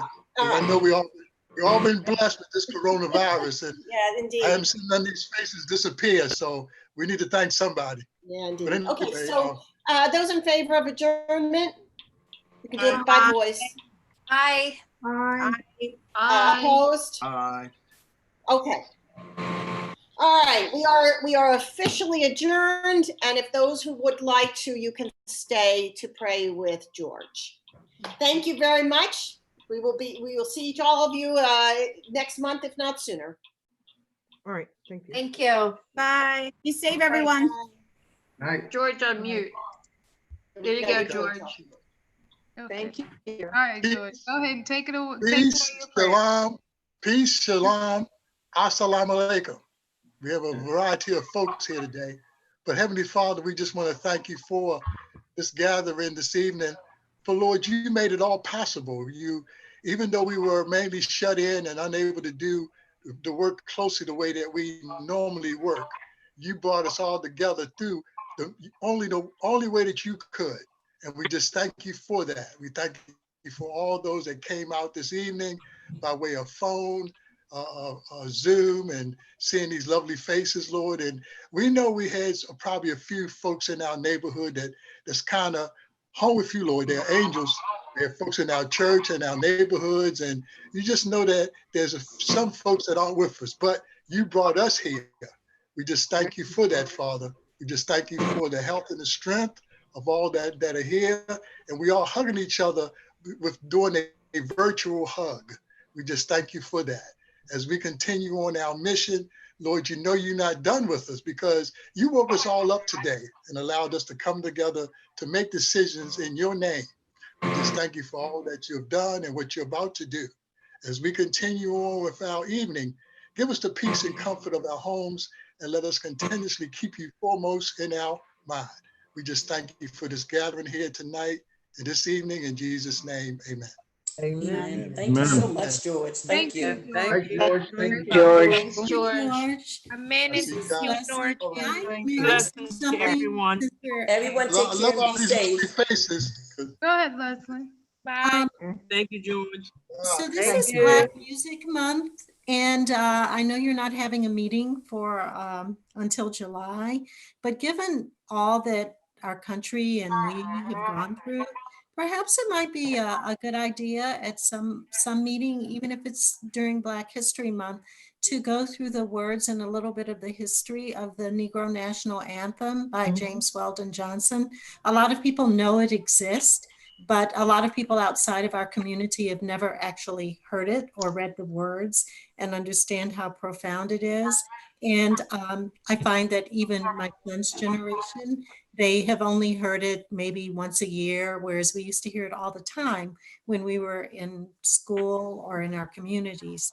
So perhaps just out of reverence to our history and recognizing that there's so much focus right now on the systemic racism that we've experienced throughout all of our lives, then maybe just reading the words at, I don't know, maybe the Central Committee isn't the appropriate place, but to acquaint folks with, and the appropriate title, the actual title is the Negro National Anthem by James Weldon Johnson, so that people can become acquainted with those very profound and patriotic and loving eulogies.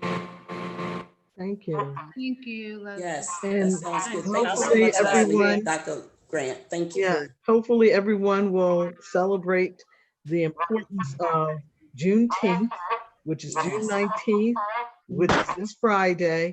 And I don't know if anyone realizes it, but that is the day that, you know, the Civil War came to a close in early April of 1865, except that on the day that the vast majority of soldiers were mustered out, Abraham Lincoln, who hadn't yet been assassinated, said to the colored troops, who included my great-grandfather. Yeah, I didn't say great-great-great-grandfather, my great-grandfather, and Frederick Douglass's 4 sons and others, I need you to stay in the Army and get on a train. Yes, they still had train. They already had trains under the command of this person named George Armstrong Custer, and go from Washington, D.C.'s Union Station down to Galveston, Texas, because while we were fighting a civil war on the East Coast, down in the southern part of the United States, the descendant of Napoleon was coming up through Mexico and was trying to take over the southern part of the United States.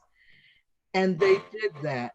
And when they were marching through those southern areas, those Black soldiers, those colored soldiers on horseback and on foot went through African-American towns that had no idea. Their masters had never told them they were free. And it wasn't the United States government. It wasn't the generals. It was the colored soldiers, one of whom was my great-grandfather, who went up to those colored people, those slaves, and said, "You're free. Hasn't anyone told you you've been free for some time now?" So I'm proud of the role that my ancestor played in the creation of what we will celebrate on Friday, the Juneteenth holiday that acknowledges the freedom of all the slaves. Linda, did you see today that Virginia proposed to make it a state holiday? Do I think they're going to? Yeah, they're working on it. Virginia proposed today to make Yeah. Excellent. holiday. Excellent. Because most of them came from Virginia. Some came from Baltimore, and my ancestor was one of those. They all came back. They didn't get out of the Army. Remember I told you everyone else was sent out of the Army early April? They didn't get back from Texas fighting against the French at that time, who had come back to the United States, until Christmas Day of 1865. That's how much longer they stayed in. Some came back to their families, like my great grandfather did, and the rest stayed down and became what's known as the Buffalo Soldiers. Yep. When you hear that term, the Buffalo Soldiers, those were the soldiers that left out of Maryland and DC and Virginia, went down there and fought another 7 months, 8 months down in Texas, and they were cavalrymen, and they didn't come back. They became the Buffalo Soldiers. And I would like to add to, oh, I'm sorry, go ahead. Like I always say, when you see a vet, they're on these calls here, you have Danny Blount, a veteran. I'm a veteran myself, 24 years. I was in the Army and the Air Force, 14 years in the Army and 11 years in the Air Force. So you have veterans here. Anybody else need to step up, but we believe in fighting for this country. So when you see, so this freedom isn't free. So just give thanks to all the vets out there. And I'd like to first say thank you to all the vets. My husband is a vet as well, retired 26 years. But I also like to say, in line with Juneteenth, my sorority, Delta Sigma Theta Sorority Incorporated, for 35 years, we have had a Juneteenth celebration right in front of the Randallstown Library. We always have anywhere from 300 to 400 individuals there. It's free and it's open to everyone in the community. Of course, with COVID-19, we won't be having it this year, but I will also keep you guys up to breast and let you know when we have that. And also too, I have 6 cousins, grand cousins who were part of the Tuskegee Airmen. So thank everyone for their service. There is going to be a protest rally, however, on the grounds of Colonial Baptist Church of Randallstown, right opposite the police substation. And that's going to be on Juneteenth at 6 o'clock. So, and I just have one other thing. I don't know if the people on this call were aware of it, but you have just under 3 hours to, if you, I don't know if we're really going to have an actual convention, Democratic Party convention, but if you want to be an alternate, a PLEO member, or anything else, there are 17 slots that have to be filled. Get off this phone, go on the Baltimore, Maryland Democratic Party website, fill out an application before midnight, and put your name in as one of the 17. I just want to say congratulations to Liz and Linda. I had all of my family and friends vote for you guys, so congratulations. I did too. Thank you. So did I. My family voted for y'all. Thank you. That's so nice. Thank you Yes. so much. A lot of people called us. They called upon us to find out who should they vote for. I had hundreds of calls. And I was like, Oh. Liz, Linda. Thank you. You're so welcome. Cool. Mother Congratulations. telling everybody down at Turner Station, and she Miss Popular down there. Everybody know her. All right. All righty. Well, thank you all. Great. Nice to hang out with y'all for a little while after the Thank meeting. you guys. Have a good one, everyone. Be safe, be blessed. Thank you. Be on social media. Be on social media in the morning. Exactly. Bye, everyone. Bye-bye. Take care. Bye. Happy Stay birthday. healthy. Thank you. I don't know. Bye.